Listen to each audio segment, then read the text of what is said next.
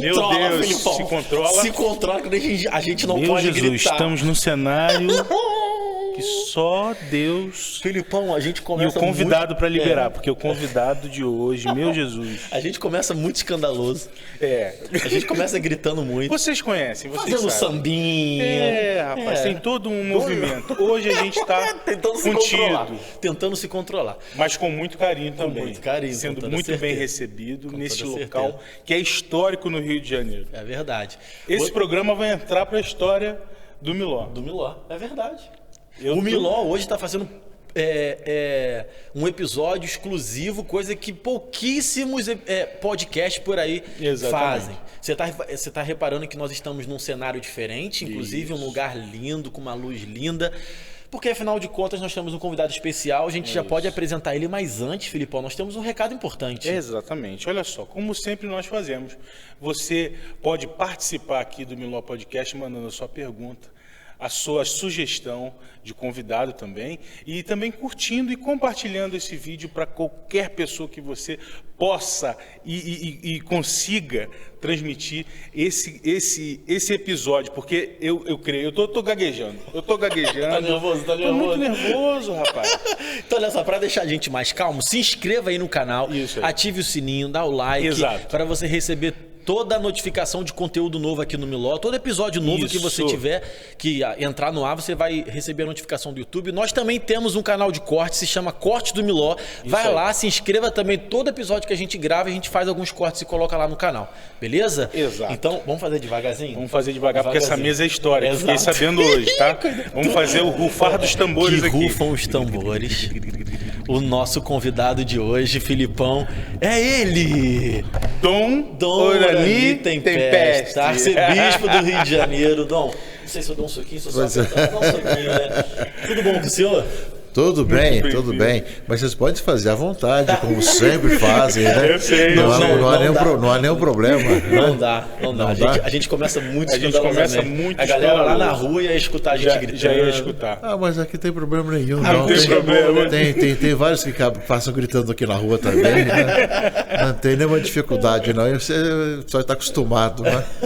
Obrigado pela disponibilidade, tá? A gente está bem feliz. Muito obrigado. É uma alegria nossa de obrigado, recebê-los aqui, né, e realmente agradecer essa oportunidade de estar com vocês, né, bendizendo a Deus, né, Amém. pelo trabalho que realizam, né, na preocupação de levar Jesus Cristo às pessoas e encontrar cada vez mais a razão da própria vida, né, isso. com um jeito jovem de poder se comunicar. Né, é muita alegria de poder acolhê-los e pedir a Deus que continue nesse trabalho bonito. Que legal. Muito obrigado. Dona Ani, essa é a segunda vez que o senhor grava um podcast.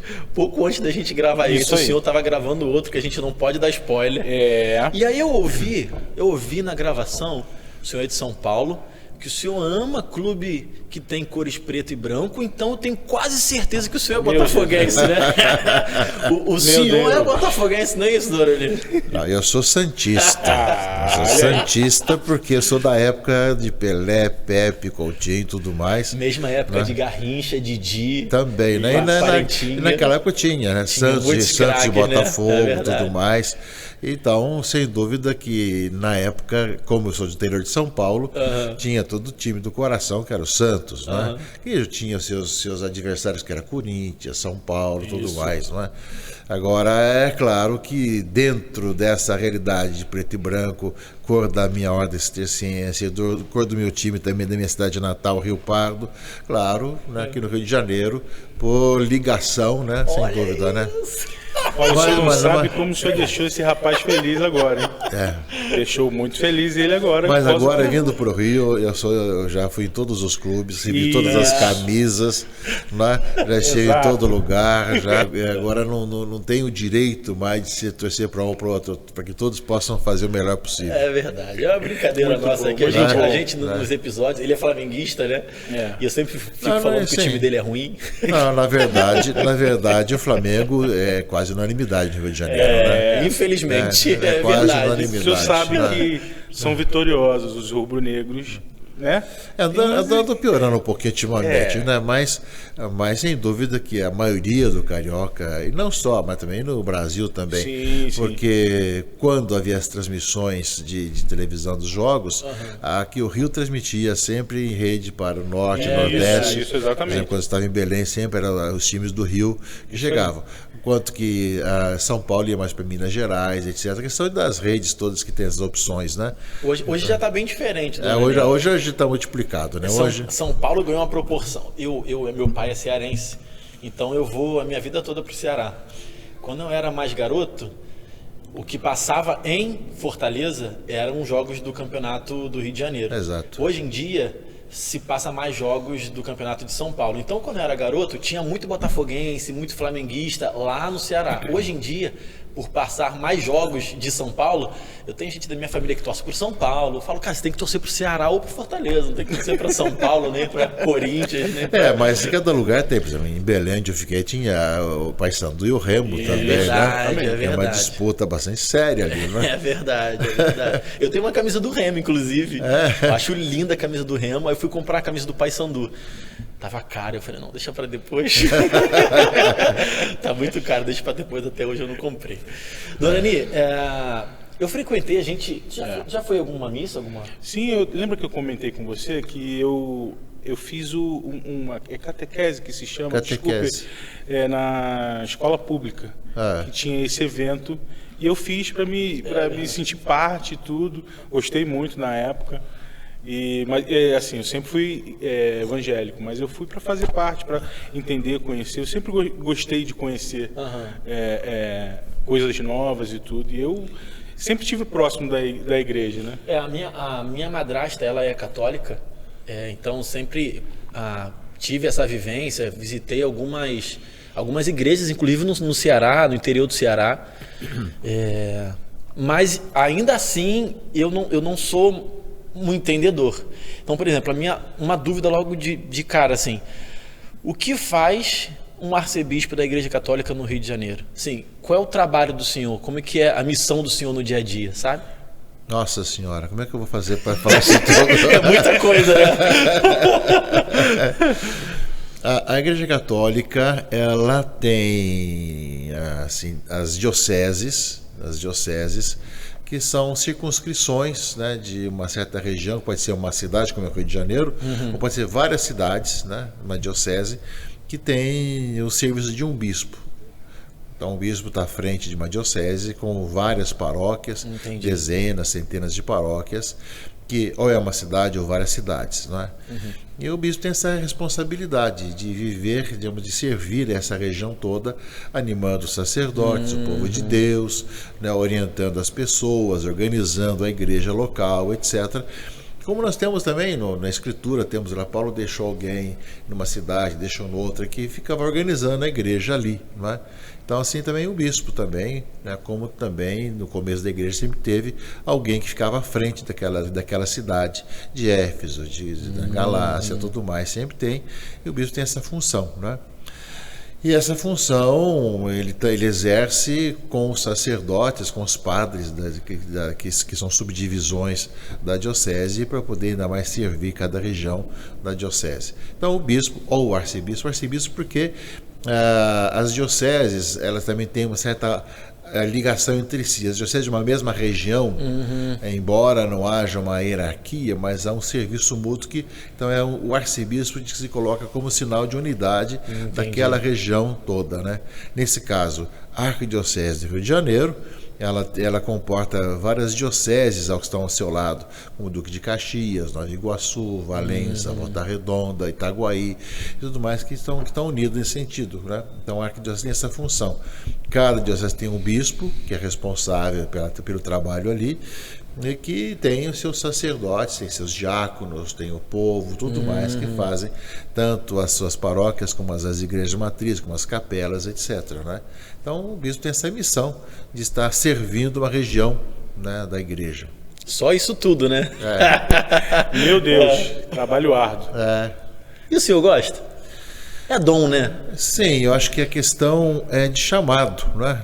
A gente sente chamado para o serviço da igreja como padre, né? Porque ninguém escolhe ser bispo, né? Entendi. E você escolhe para ser, você se sente chamado a ser sacerdote, tem um discernimento, e aí tem toda a formação para isso, depois ser ordenado diácono e depois padre. E depois aí, então, o Papa, quando resolve ter necessidade de uma diocese, escolhe um dos padres que é indicado para ser bispo daquela região e tudo mais, né? Então, o bispo é o Papa quem escolhe. Enquanto que o padre, você é chamado, você responde e vai sendo formado para isso. Então, ninguém é formado para bispo, é escolhido. Mas o Papa escolhe o bispo como? Alguém passa uma espécie de relatório para ele? Ele vem no Rio, no Brasil, conhece os possíveis bispos? Como é que isso funciona? Coitado do Papa, tem aqui no mundo inteiro, né? E o mundo é muito grande, né? No mundo inteiro, né? O Papa tem um núncio apostólico, uma espécie de embaixador em cada país. Que além de representar, digamos assim, o Papa junto ao governo do país, também tem esse trabalho junto à Igreja do Brasil, não é? Então, por exemplo, uma diocese, o bispo chegou a uma certa idade, 75 anos. Ele renuncia, porque quando chega a essa idade é chamado a renunciar, para depois outro se substituir. Então, vaga aquela diocese. Ou ele é transferido para outra diocese, o Papa transfere de uma diocese para outra, então vaga. Então, o núncio consulta os bispos da região, os cardeais do Brasil, os arcebispos e tudo mais, se tem nomes para indicar para aquela diocese ou para aquela arquidiocese.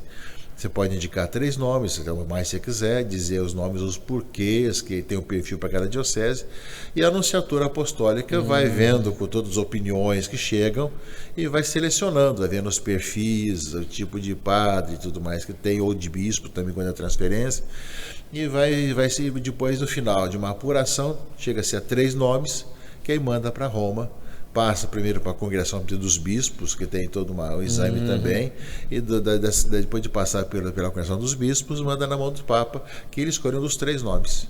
Entendi. O relatório que chega lá. Entendi. Que Muito legal. bom. É um processo. É um processo, né? hein? É um processo. O senhor falou aí que primeiro o chamado ele começa como diácono, depois a padre. Quando que o senhor percebeu esse chamado assim para sua vida? Garoto ainda? Não é questão que chega a ser chamado para ser diácono. Normalmente, quando você percebe o chamado, é para ser padre em geral, né? Entendi. Embora exista a vocação do diácono também, na Entendi. Igreja Católica. Alguém que não se sente chamado a ser padre, mesmo o homem que é casado, pode ser diácono, digamos assim, não é? Então, você é chamado a ser padre, então você passa por várias etapas.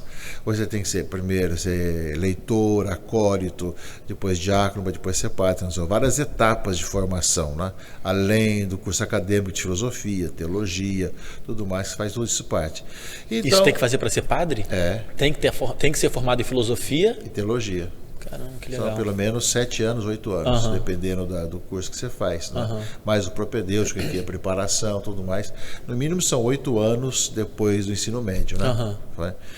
Mas tem coisas que duram mais também, né? Isso, claro, depois se você quiser continuar estudando já é outra questão, né? No meu caso, eu nasci justamente numa cidade bastante religiosa e fui ali aqui que serviu a igreja, como nas missas, etc. E ali começou a vocação, mas eu decidi realmente, vi que era chamado e vi que estava me chamando. Eu estava justamente no que hoje é o ensino médio, né? Na época não era ensino médio, né? Era outro nome. Clássico, científico, curso normal, tudo mais, né? Ensino médio, que foi que eu decidi que ia responder o chamado, né? Que a gente vai discernindo, passei os 3 anos do ensino médio dando esse passo, quando cheguei no final do ensino médio, que eu pedi ingresso justamente para o sacerdócio, no caso, para os tipos de padre que vivia na paróquia onde eu estava ali, na igreja onde eu estava vivendo ali, que esse caso são os cistercienses, né? E antes do senhor responder esse chamado, essa vocação, o senhor pensava em alguma profissão antes? Eu creio que quando você é adolescente, jovem, você tem um monte de profissões, etc., que você tem, não é?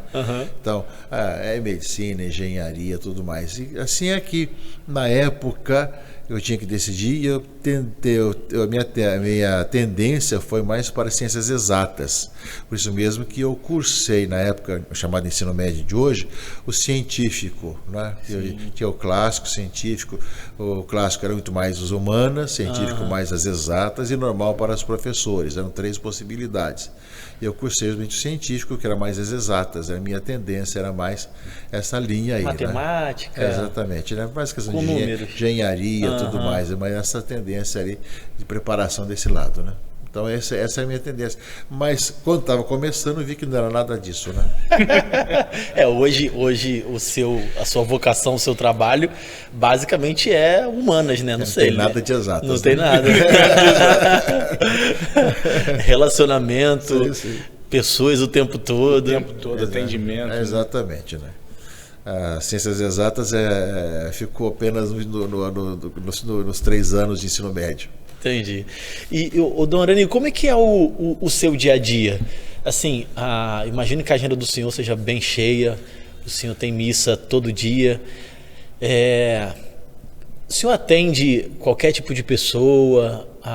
Como é que é o seu dia a dia? Essa é a curiosidade. Então, normalmente a gente tem as missas nas paróquias, né? Então, ou vai para uma festividade, ou para dar posse a um padre, ou na festa do padroeiro, ou para a crisma, ou simplesmente para celebrar uma missa numa das paróquias. São quase 300 paróquias no Rio de Janeiro. Né? Então a gente é convidado pelos padres para ter celebrações. Né? E quando não tem missa fora, eu celebro aqui na casa, né? Ou de manhã, ou então agora com a pandemia, começou a missa à tarde, com transmissões, etc., celebro aqui também. Então, sempre tem uma missa diária, ou às vezes mais que uma. Né? No caso, tem missa que a gente celebra durante o dia, celebra durante a noite. E também depois tem reuniões, muitas. Eu tenho reunião toda terça-feira com todos os vigários episcopais e bispos daqui do Rio, que a gente reúne para ver como é que vai toda a caminhada da arquidiocese. Em cada região tem um padre que é responsável, que me representa lá, além de ter bispo também, que são auxiliares. Toda quinta-feira, o dia todo, eu tenho reunião com os bispos auxiliares, né, o dia todo. Né? E algumas vezes tem reunião também do regional, que é todo o estado do Rio de Janeiro, tem os bispos da região que temos reuniões, né, que são mais, não é toda semana, são 3, 4 vezes por ano. E depois disso tem também as várias reuniões próprias da arquidiocese, reuniões com conselhos, com comissões, etc.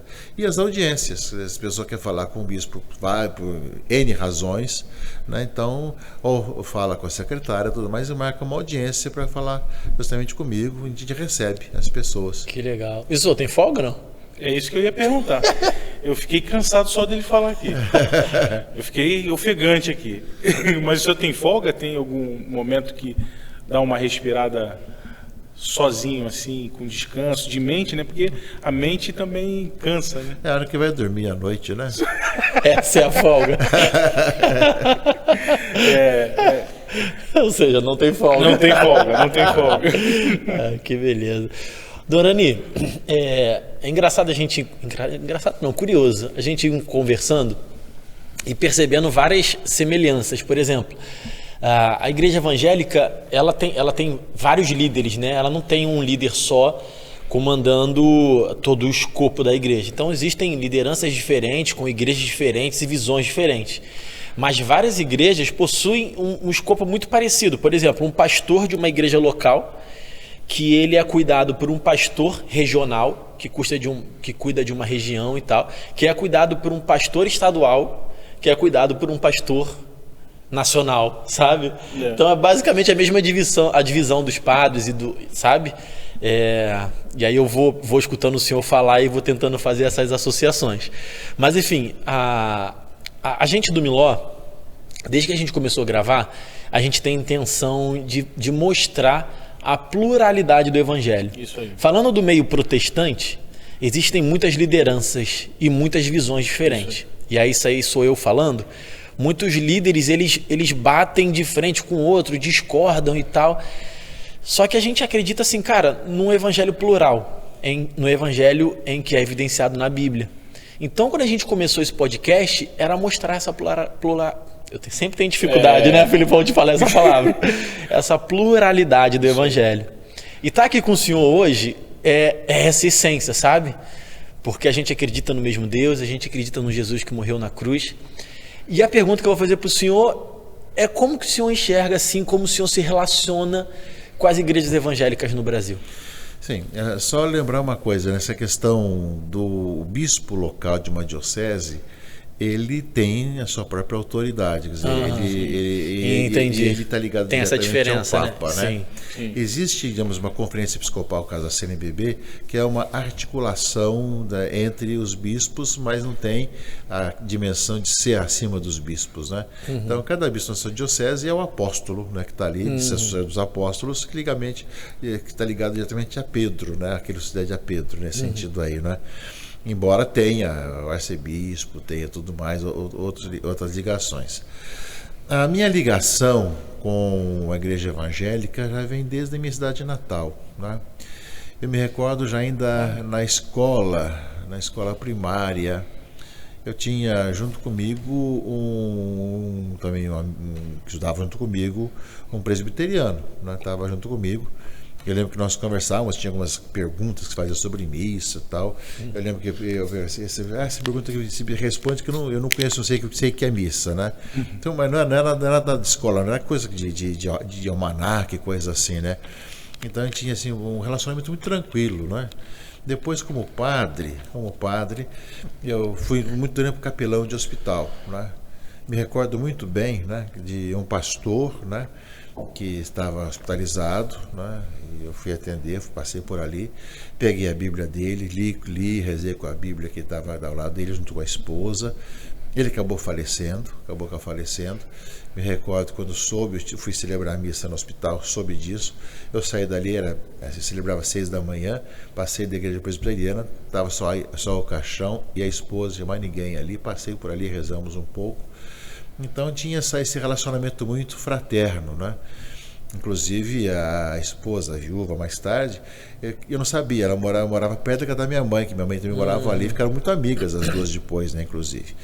Né? Então foi um relacionamento muito tranquilo nesse aspecto. Recordo muito bem, na escola primária, tinha uma senhora, que era uma igreja também evangélica, que ia também para ensinar, digamos assim, a religião para a sua turma ali, assim como tinha os católicos que iam falar com os católicos, também essa senhora que ali era muito respeitada e tudo mais, era uma coisa muito tranquila nesse sentido, não tinha embates, grandes preocupações, né? E aqui no Rio de Janeiro, né, para pular já da época da minha infância e da adolescência para o Rio de Janeiro, né, eu encontrei já bons trabalhos. Temos a Semana de Oração pela Unidade dos Cristãos, temos encontro, digamos assim, na Vigília de Pentecostes, as várias igrejas cristãs, ortodoxas, evangélicas e tudo mais.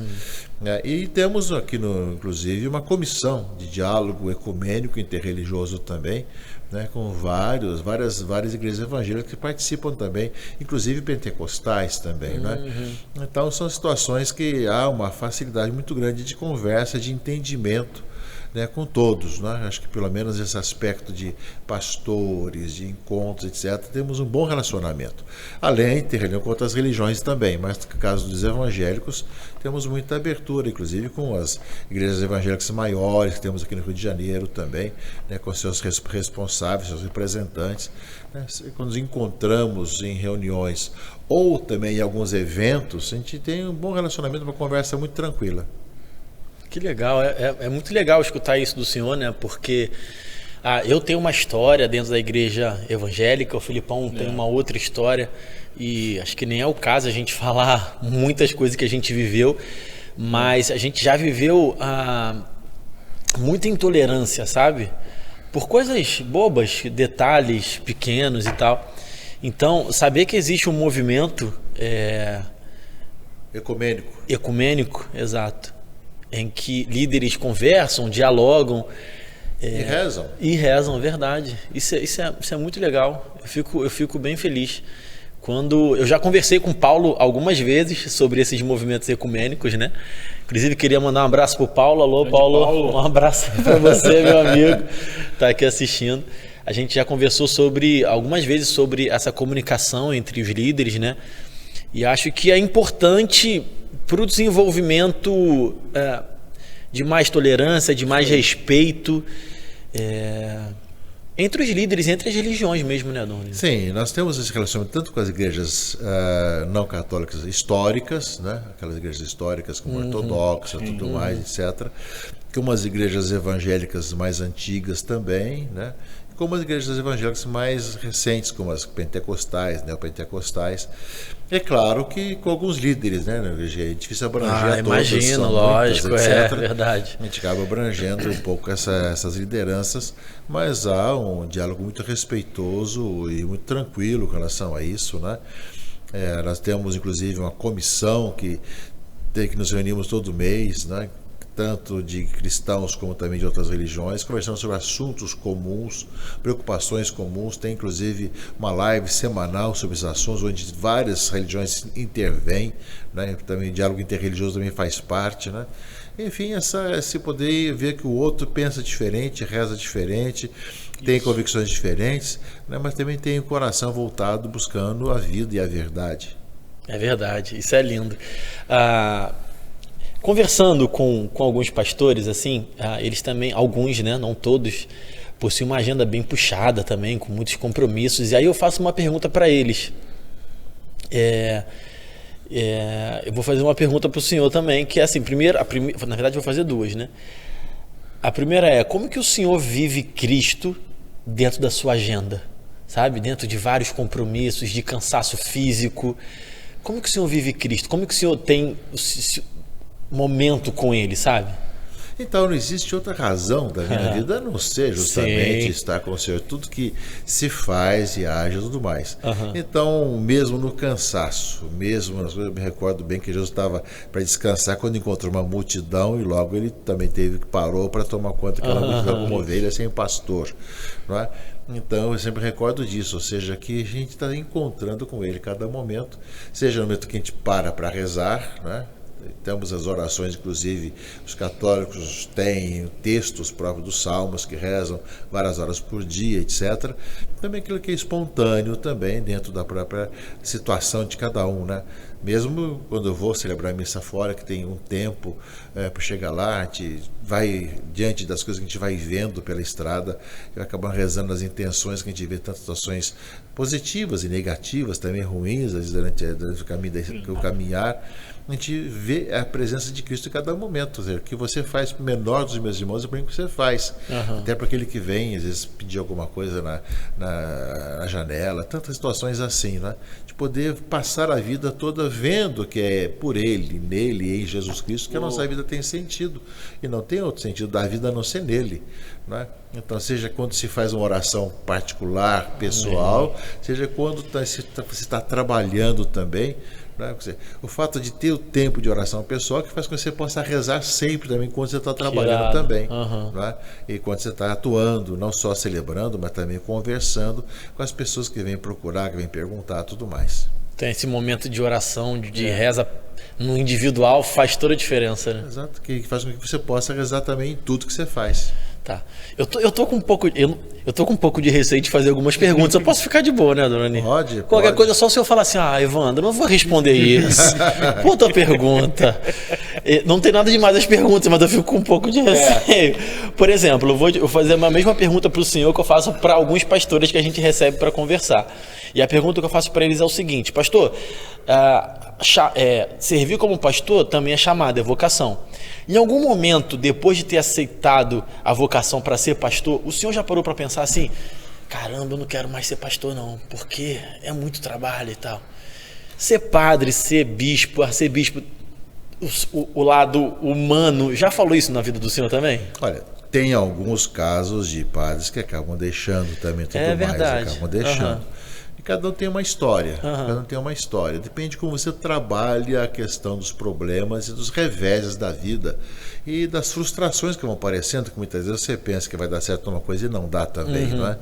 Mas dia que você passa a ver isso com os olhos da fé, percebendo o Senhor, né, mesmo no maior cansaço possível, mesmo na maior dificuldade possível, até hoje não senti isso de achar que devia mudar, fazer ao contrário.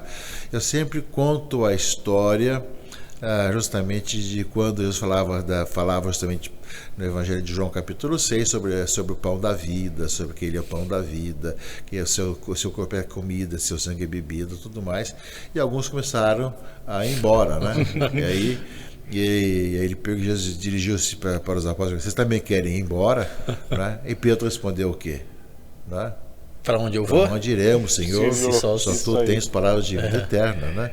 Ou seja, a vida não tem sentido sem Jesus Cristo, sem poder estar com Ele, mesmo da hora de crise, né? É verdade. Então eu vou fazendo as perguntas, tá? Porque a nossa ideia é conversar um pouco desse relacionamento da Igreja Católica Evangélica, mas também de saber um pouco da história do Senhor e tentar fazer perguntas. Toda vez que a gente recebe alguém que tem um pouco mais de espaço na mídia, a gente tenta fazer perguntas e puxar para um assunto que não fazem geralmente. A gente já recebeu alguns cantores que dão entrevista pra caramba. Então eu não quero fazer as mesmas perguntas para ficarem as mesmas respostas, né? Então a gente tenta bater um papo diferente. O meu papo agora, minha dúvida é sobre a eternidade, porque eu já fiquei pensando como é a eternidade. Já gastei horas assim, caramba, imagina a eternidade, viver a eternidade com Cristo. Lá em Apocalipse, fala que a gente vai viver num lugar, né, que não vai ter dor, não vai ter choro, não vai ter pranto, em que a glória do Senhor vai iluminar todo o local. E eu fico imaginando isso assim, caramba, como que deve ser a eternidade? A Bíblia fala, mas dá só pouquinhos detalhes, né? Você já parou para pensar como é que é a eternidade? Então, olhos jamais viram, né? E ouvidos jamais ouviram aquilo que Deus preparou para aqueles que o creem, né? Ou seja, aquilo que é anunciado justamente que você vai estar em Deus, né? A nossa vida está escondida com Cristo em Deus, diz Paulo, né? E toda a nossa vida tem um sentido de começar a encontrá-lo aqui pela fé, né? Então encontrar essa presença de vê-lo pela fé até o dia que a gente possamos ver pela visão. Agora, só quando virmos pela visão que vamos saber exatamente o que é, né? Mas aquilo que está prometido, que não haverá nem dor, nem sofrimento, tudo mais, é justamente aquilo que nós chegamos até aí, e depois se trata de poder ver e encontrar o Senhor. Ou seja, para de especular, Evandro. Para de pensar só saiba que você vai ter... Vamos pensar no hoje e no futuro da... Só saiba que vai ter Jesus e Deus lá contigo, o restante não interessa. Mas é o que eu te falo, o amanhã pertence a Cristo. É verdade. Mas a eternidade começa aqui, pela fé.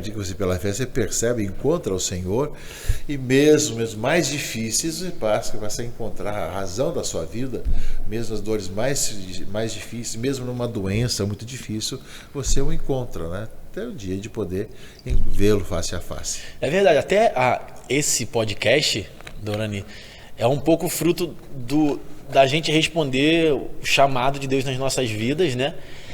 Até no momento e até no momento complicado, no momento de dor, porque nós éramos freela. E aí na freelance trabalhando. Exato, na pandemia a gente passou por um perrengue muito grande, porque eu trabalhando, de repente me vi em casa isolado, sem trabalho nenhum por 6 meses seguidos. E aí ele passando a mesma coisa, exato. Foi quando eu comecei a consumir podcast, a gente conversou e o resultado já foram alguns episódios e hoje está aqui na mesa com o senhor conversando, né? Então, no momento de dor, no momento de muita pergunta, foi assim, caramba, o que a gente vai fazer, né? Exatamente, quer dizer, acho que a pandemia trouxe muitos questionamentos.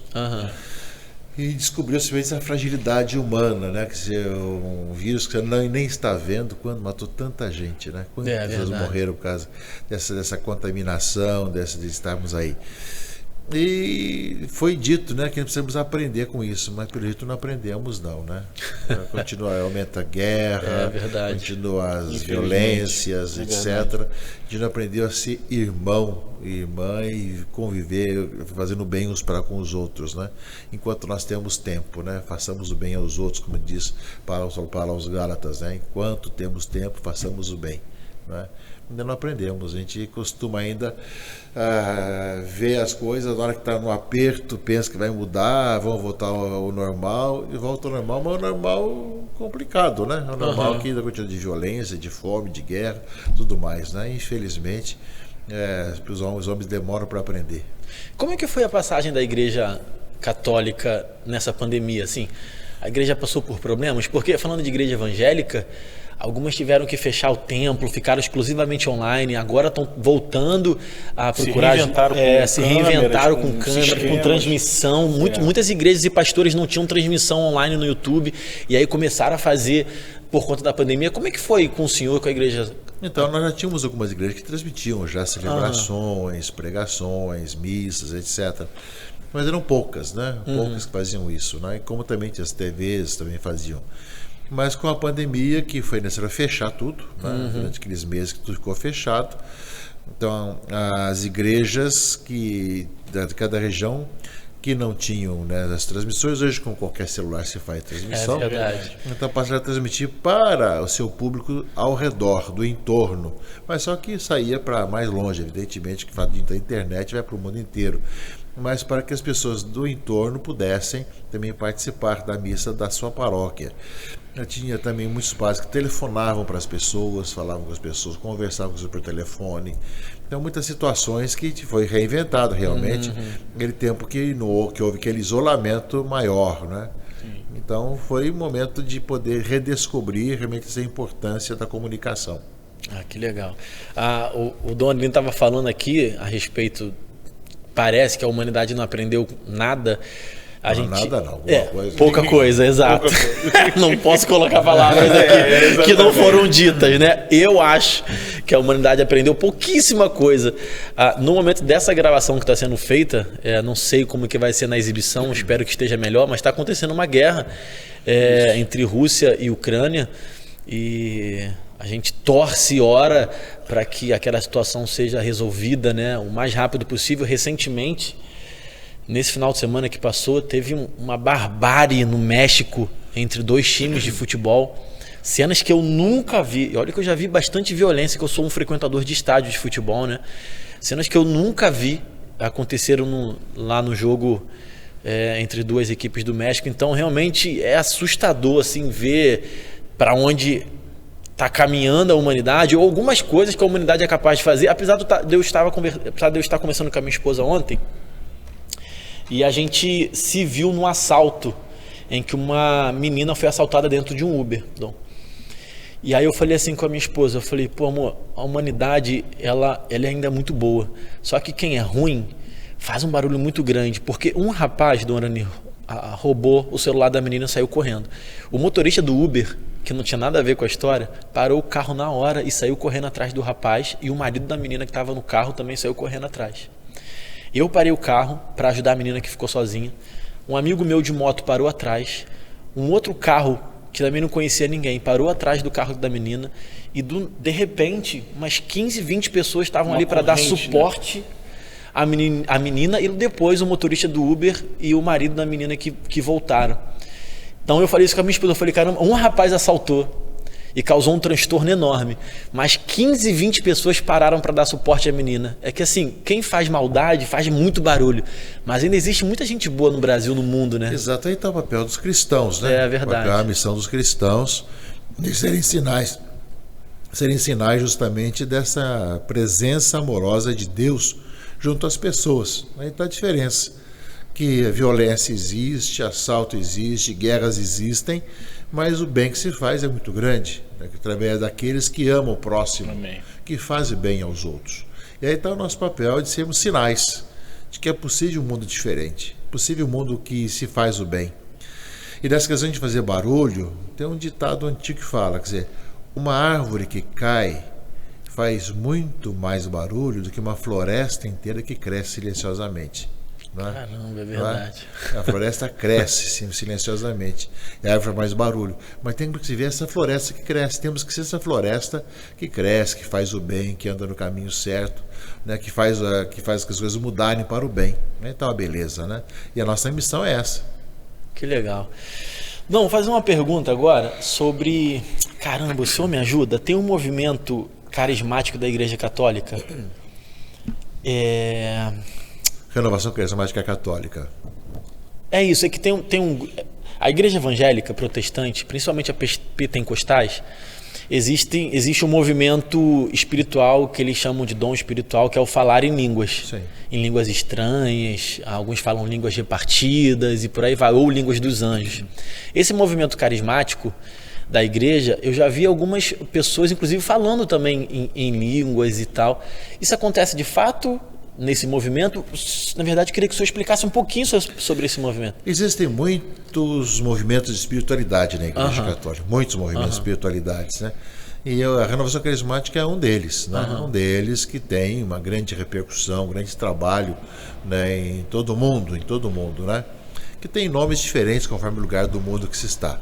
Aqui no Brasil, a Renovação Carismática Católica. Entendi. E fala dos vários dons, entre os quais também falar línguas, né? Que legal. Que faz parte um pouco desse tipo de oração, onde você não verbaliza a oração, mas justamente tem essa maneira de rezar, nessa maneira de falar em línguas, que traz para fora aquilo que a pessoa tem no seu coração para louvar a Deus, bendizer o Senhor, né? Isso existe, sim, assim como também tantas outras, né?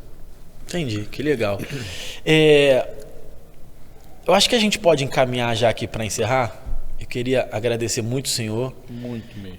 O dia, imagino que tenha sido puxado de muito foi trabalho. mesmo, que a gente acompanhou aqui. É verdade. Teve uma gravação antes, uma missa, na verdade, missa, antes, né? Foi uma missa antes daqui, não foi? Foi. Eu tenho uma última pergunta. Eu tinha tido várias audiências à tarde também. O dia todo, né? E atendendo a gente pacientemente, né, Filipão? Queria muito agradecer. Mas eu tenho uma dúvida. Uma dúvida besta. Não acredito, Evandro. Por que os padres usam... Eu esqueci o nome desse negocinho branco. Clergyman. O que significa isso? Então, há uma vestimenta, quer dizer, nossos padres em geral costumam ter batina, né? O hábito talar, né? Que é uma tradição da igreja que dá identificação do sacerdote, né? Então o padre tem a batina. De um certo tempo para cá, né, exatamente, no lugar da batina se coloca justamente o clergyman, que é o homem clérigo, né? Clergyman, né? O homem clérigo, que tem justamente esse tipo de vestimenta, esse colarinho fechado com, né, essa pala branca, né, que é o símbolo justamente de que aquele lá é um homem consagrado, que é um padre, né, um diácono e tudo mais. Como tem diáconos também que usam também diáconos casados também, etc. É uma veste clerical. O senhor... Identifica justamente, né, o clérigo, né, o padre ou o diácono. O senhor viu o filme do Papa? Qual deles? O filme que tem esse último que lançou agora, que era a transição para o Papa Francisco. Antes do Papa Francisco, quem era mesmo, gente? Bento XVI. O Bento XVI, exato. O senhor viu esse filme? Eu não sei qual filme você está se tratando. Faz uma pergunta direita, Evandro. Primeiro, Evandro, você tem que saber o nome do filme. Uma outra pergunta. Porque eu ia perguntar assim, o quanto aquilo tem de realidade. Mas faça a pergunta a você, Filipão, que o Evandro não sabe fazer pergunta boa. Pelo amor de Deus. Não, a questão de comparação de papas você vai ter sempre, né? Eu queria fazer uma pergunta. Eu gosto de muitas bandas católicas. Rapaz, eu gosto também. Na verdade, eu gosto de duas. Bandas musicais, né? E eu queria saber se o senhor ouve algumas bandas musicais populares católicas, e se o senhor conhece. E evangélicas também. Evangélicas também. Normalmente eu não costumo ter muito espaço de tempo, quer dizer, acabo ouvindo quando tem alguma celebração, alguém vai tocando, ou quando tem algum show, alguma apresentação, etc. Como acontece sempre, tem às vezes uma apresentação numa praça, no teatro, tudo mais, eu acabo ouvindo, né? Mas não que eu tenha que eu vá a algum lugar para isso, né? Acabo ouvindo porque eu tenho ali para falar alguma coisa, acabo escutando também, né? Mas não tem assim nada, tem essa possibilidade de que o tempo não dá, né? Eu escuto Rosa de Saron. Sim, também. E uma banda chamada Iavé. Iavé, isso. São duas bandas. Eu sou do rock, né? Eu sou do rock, eu gosto de rock. Dona Anil, eu queria agradecer a presença do senhor. Obrigado pelo tempo disponibilizado. Obrigado pela paciência comigo, com a gente, na verdade. Muito obrigado. Foi um prazer conversar com o senhor aqui, conhecer o senhor, conhecer um pouco mais da sua história. Tá bem. Eu agradeço o Evandro e o Felipe aí pela oportunidade. Né? Espero que tenha ajudado um pouco a compreender um pouco mais, mas estamos aqui às ordens também. Que Deus ilumine seus caminhos, suas vidas, na família também, na fé, né? Para poder levar o nosso povo cada vez mais a fazer a diferença na sociedade. Se tem problemas, e tem, e muito a sociedade, mas também os cristãos têm a missão de poder ser diferente e poder fazer com que as coisas aconteçam para melhor, né? Tanto na justiça como na fraternidade, na prosperidade, né? De poder ser essa presença que é transformadora. Muito legal. Obrigado mais uma vez. Obrigado. Você que está assistindo a gente aí, se inscreva no canal, né, Felipe? Se inscreva no canal e compartilhe esse episódio, tá bom? Grande abraço. Obrigado, Dom Orani. Eu agradeço. Obrigado. Valeu, pessoal. Valeu, Tamo tchau, junto, tchau. hein? Iu!